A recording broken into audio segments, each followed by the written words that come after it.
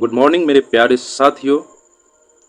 आज शुरू कर रहे हैं क्लास 8वीं के चैप्टर नंबर 1 तू जिंदा है तो जिंदगी। ठीक है, इस कविता को शंकर शैलेंद्र ने लिखा है और वो एक अच्छा ढंग से मानव के बारे में ही उन्होंने कहा है। लाइन बाय लाइन वो मानव के बारे में पूरा जिक्र किया है। ठीक है, सबसे पहला लाइन हम देखेंगे क्या लिखा है। तू जिंदा है तो जिंदगी की जीत में यकीन कर। ओके, अगर कहीं है स्वर्ग तो उतार ला जमीन पर। देखो इसका अर्थ क्या हुआ। कविता में बहुत से भाव छुपा रहता है जिसको समझ पाना इतना आसान नहीं है। ओके, इसलिए इसका हम अर्थ समझा देते हैं क्या कहना चाहता है। कवि ये कहना चाहता है मानव को, जो मनुष्य जिंदा है तो उसको खुद की जिंदगी पर भरोसा करना चाहिए। सिंपल सी बात है, अगर हम जिंदा नहीं रहेंगे तो हम किस पे भरोसा करेंगे। तो सबसे पहले आप लोग देखते होंगे जब आप स्वस्थ रहते होंगे तो मोटा मोटी आपके सब हैं, और जब आप अपाहिज हो जाते हैं, कुछ हो जाते हैं, तो लोग भी आपको हे दृष्टि से देखना स्टार्ट कर देता है। इसीलिए कवि कहना चाहता है जब तक आप जिंदा हैं तब तक खुद पे भरोसा कीजिए। ठीक है, अपनी ज़िंदगी को सारी दुखों को भुलाकर, अपनी ज़िंदगी की सारी दुखी को भुलाकर खुशी में ज़िंदगी की शुरुआत करनी चाहिए। इसका कहने का मतलब आप जब तक जिंदा है तब तक जितना भी कष्ट सबको होता है, हर एक प्राणी हर एक जीव को कष्ट होता है, लेकिन क्या कीजिएगा, कष्ट को जब तक जिंदा है तो कष्ट को भूल जाइए। क्योंकि आप देखिएगा कोई चीज़ पुराना बात को लेकर आपके मन के अंदर वही चीज़ हमेशा घूम रहा होता है, तो उससे क्या फ़ायदा, उससे तो आपका ही एक तरफ से गैरफायदा हुआ होगा। इसीलिए कवि कहना चाहता है जो जितना भी दुख है सबको भुलाकर एक खुशी में ज़िंदगी जीना चाहिए तथा एक स्वर्ग की भांति ज़िंदगी को जीना चाहिए। ठीक है, एक स्वर्ग की भांति ज़िंदगी को जीना चाहिए। ठीक है, आगे की लाइन हम पढ़ते हैं। आगे की लाइन हम पढ़ते हैं। चलिए आगे इसको ऊपर कर देते हैं यहाँ से।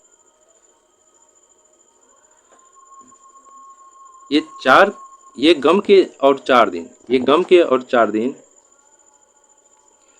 सितम के और 4 दिन, ये दिन भी जाएंगे गुजर, गुजर गए 1000 दिन, कभी तो होगी इस चमन पे भी बाहर की नज़र, अगर कहीं है स्वर्ग तो उतार ला जमीन पर, तू जिंदा है तो जिंदगी। ठीक है, इस पंक्ति में कवि क्या कहना चाहता है वो हम आपको बता रहे हैं। इस पंक्ति के माध्यम से कवि मनुष्य को दुख हो या सुख इससे बेचैन नहीं होना चाहिए। ठीक है, देखो आज हम गरीब हैं तो हमारे पास खाने का चीज़ कमी है, कोई हम अपना मनपसंद चीज़ खरीद नहीं सकते हैं। जैसे देखते होंगे दो दोस्त रहता है, एक के दोस्त के पापा बहुत अमीर रहता है, एक दोस्त के पापा बहुत गरीब रहता है। सिंपल सी बात है, जो अमीर रहता है तो वो सब अपना शौक मनोरथ पूरा करता है, जो गरीब रहता है तो उसके अपेक्षा कम पूरा करता है। ये जरूरी नहीं है तो जो आप आज गरीब हैं तो कल भी गरीब रहेंगे, कल आप अमीर भी हो सकते हैं, क्योंकि ये समय बदलते रहता है। इसलिए कवि कहता है दुख हो या सुख हो, दुख हो या सुख हो, इससे बेचैन नहीं होना चाहिए। मनुष्य को इससे बेचैन नहीं होना चाहिए। ये सब कुछ पल भर के लिए होते हैं। किसके लिए होते हैं? पल भर के लिए। आज आप बता दिए ना, आज आपके पास साइकिल नहीं है कल साइकिल हो जाएगा, आज आपके पास मोटरसाइकिल है कल कार हो जाएगा। जरूरी नहीं, इसलिए इस सबसे चीज़ बेचैन नहीं होना चाहिए और सभी परिस्थितियों में एक समान रहने की सीख देता है। ठीक है, सभी परिस्थितियों में एक समान रहने की सीख देता है। आगे की लाइन हम पढ़ेंगे। आगे की लाइन क्या कहता है, सुबह और शाम के रंगे हुए गगन को चूम कर, तू सुन जमीन गा रही है कब से झूम झूम कर, तू आ मेरा श्रृंगार कर, तू आ मुझे हसीन कर, अगर कहीं है स्वर्ग तो उतार ला जमीन पर, तू जिंदा है तो।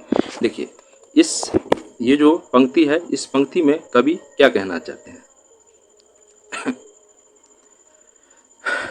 ठीक है, इस कविता के पंक्ति के माध्यम से कवि लोगों का ध्यान प्राकृतिक सौंदर्य की ओर आकृष्ट करते हुए कहते हैं कि सुबह और शाम में जब सूर्य की किरणें अपनी आभा से उस समय के माहौल को इतना सुहावना बना देता है कि लगता है जैसे पृथ्वी खुशी से झूम उठी है। एक बात बताओ, जैसे रात में अंधेरा होता है, ठीक है, जब सुबह सूरज उगते हैं हाँ हम लोग उगते हैं, जब सूरज उगते हैं तो क्या करता है, पूरा उजियाला कर देता है। खुशी से पृथ्वी को जैसा लगता है पूरा पूरी एकदम अंधकार समाप्त हो गया है, और खुशी से सब, जैसे पेड़ पौधे, सूरजमुखी का फूल देखे होंगे, जैसे ही सूरज भगवान उगता है तो क्या होता है, खिलना स्टार्ट हो जाता है। उसी तरह कवि इसके माध्यम से बताना चाहते हैं, वो जब सुबह हो या शाम हो, जब वो अपनी प्रकाश किरण छोड़ता है तो क्या होता है, पृथ्वी खुशी से झूम उठती है। इसलिए कवि मानव से कहना चाहता है कि मानव तुम भी सुबह और शाम के सूरज की किरण की तरह अपने बल पर, मेहनत और कौशल के बल पर इस धरती पर आभा लाओ। आभा मतलब प्रकाश लाओ, और स्वर्ग के जैसा अपनी जिंदगी को आनंदमय बनाओ। ठीक है, वो कवि इस पंक्ति के माध्यम से कहता है, सूरज से सीख लो तुम। जैसे वो डेली उगते हैं, डेली सोते हैं, उसी तरह तुम बहुत मेहनत करो, बहुत ये करो, कोशिश करो इस पृथ्वी पर, जैसे सूर्य में आनंद है उसी तरह हम इस पृथ्वी पर अपनी मेहनत के बल पे वो चीज़ ला लेंगे। ठीक है, अब आगे चलते हैं। हजार भेष घर के आई मौत तेरे द्वार पर, मगर तुझे न छल सकी, चली गई वो हार कर। नई सुबह के संग सदा तुझे मिल गई नई उम्र, अगर कहीं है स्वर्ग तो उतार ला जमीन पर, तू जिंदा है तो जिंदगी। देखिए, अब ये जो पंक्ति है, ये पंक्ति, इसमें कवि इस पंक्ति के माध्यम से मानव कहना चाहता है, हे कर्मवीर मानव, तुम्हारे सामने अनेक प्रकार की बाधा तथा समस्याएं हैं, अनेक प्रकार की बाधा तथा समस्याएं आई, तुमको अपने लक्ष्य को प्राप्त करने से रोकने के लिए एक भी नहीं चली। जैसे हम अगर मेहनत करके ठान लें जो हमको ये चीज़ हासिल करना है, तो कोई भी नहीं रोक सकता है, क्योंकि मन में एक निश्चय होना चाहिए कुछ भी करने के लिए। तुम देखते होगे, जैसे दो छात्र हैं, दो दोस्त हैं, ठीक है, एक दोस्त क्या करता है, उसको रहता है एग्जाम में हमको इतना परसेंट लाना है, तो वो क्या करता है, दिन रात मेहनत करता रहता है। जब ऑटोमेटिक है, जब आप भी इतना मेहनत करोगे तो आपको कोई भी नहीं रोक सकता है। बस इस पंक्ति के माध्यम से कवि यही कहना चाहता है, जब आप उस ढंग से मेहनत करोगे तो आपको कोई भी बाधा नहीं पहुंचा पाएगा, और वो हार कर खुद चली जाएगी। जो भी बाधा आएगी वो हार कर खुद ही चली जाएगी, और तुम सुबह को अपनी मेहनत से स्वर्ग के भांति भी आनंद में बना सकते हो। अब अगला पॉइंट हम देखते हैं क्या कहता है।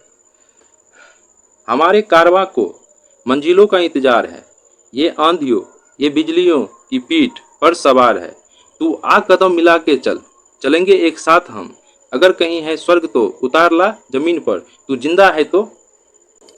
देखो, इस पंक्ति में कवि क्या कहना चाहता है मानव से, जो सभी लोग एक समूह में बंधे अपनी मंजिल की राह देख रहे हैं, उन लोगों में आंधियों तथा बिजलियों की तरह जोश भरी हुई है।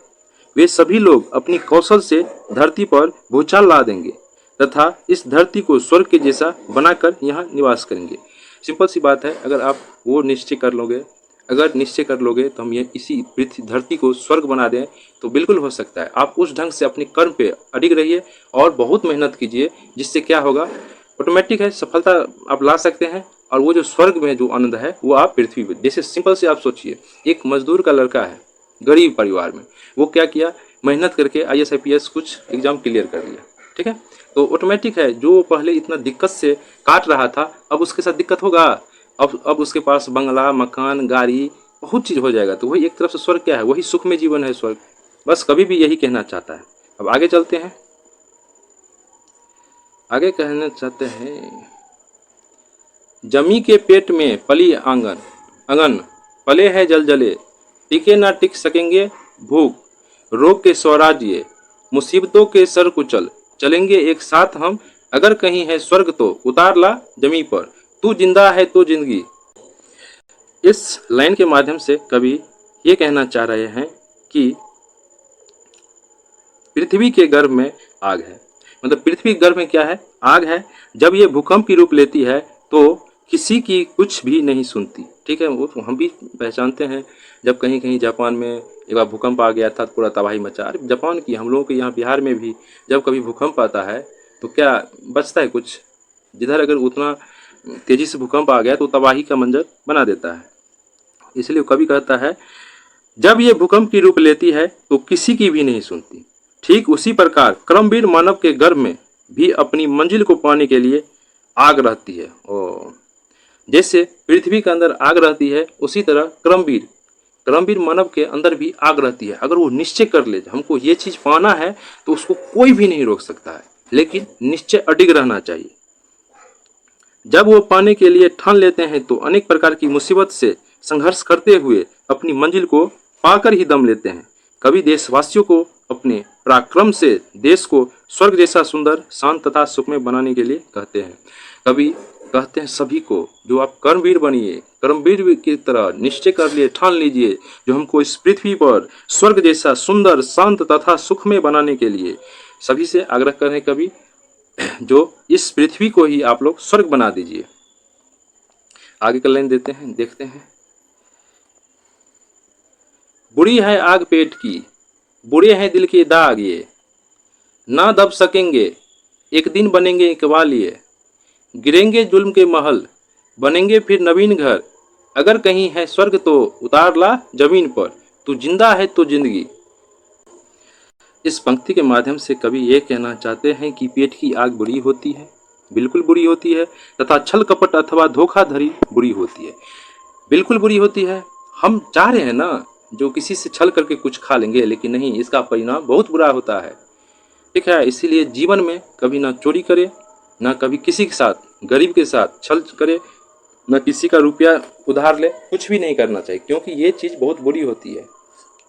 लेकिन जब ये ज्वाला का रूप धारण लेंगे तो अत्याचारियों के महल ध्वस्त हो जाएंगे। कवि के कहने के तात्पर्य है, भूख से पीड़ित अपनी सुख शांति के लिए एकजुट होकर अत्याचारियों के विरोध में जब आवाज बुलंद करेंगे, तब एक ऐसा भूचाल आएगा कि जुल्म के महल धराशायी हो जाएगा और एक नया वातावरण तैयार होगा। ठीक है, और इस कविता को कौन लिखा था, पहले भी चर्चा कर लिए हैं। इस कविता को शंकर शैलेंद्र ने लिखा था, यही ने इस कविता को लिखा था, और हमको उम्मीद है कि हम जितना भी समझाए हैं वो आप लोग समझ चुके होंगे। ठीक है, अगर कुछ भूल हुआ होगा तो आप कमेंट में कर सकते हैं। ठीक है, आज के लिए धन्यवाद। और अगर आपको ये वीडियो पसंद आए, लेक्चर पसंद आए, तो कृपया लाइक एंड कमेंट करना ना भूलें और सब्सक्राइब कर ही दें। तब तक के लिए धन्यवाद, बाय बाय, फिर कल मिलेंगे, टेक केयर।